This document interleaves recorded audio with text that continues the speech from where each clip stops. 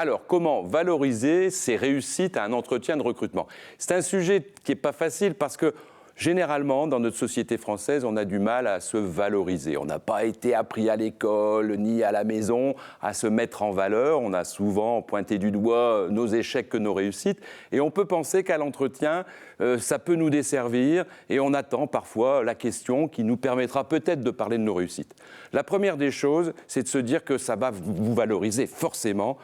Une réussite, qu'elle soit d'ailleurs professionnelle ou extra-professionnelle, va mettre en valeur vos qualités personnelles, vos qualités professionnelles, votre savoir-être, votre savoir-faire. Donc, il faut savoir en parler, et pour en parler, il faut identifier ces réussites. Donc, se poser, faire une liste de ce que vous avez réussi.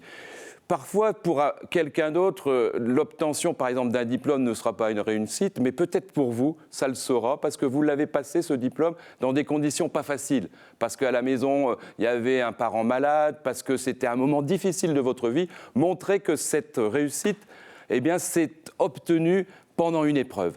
Et ça va vous valoriser. Et puis, des réussites, vous en avez dans vos stages, dans l'alternance que vous avez fait, pour les plus expérimentés, évidemment, dans leurs principales expériences professionnelles ou extra-professionnelles, tout ce qui est bénévolat, et repérer ce que l'on vous a confié et ce que vous avez réussi. Essayez toujours de quantifier, valoriser au sens de mettre une valeur sur cette réussite, et quand vous ne pouvez pas, qualifier cette réussite. De mettre des éléments qui montrent que vous avez réussi ce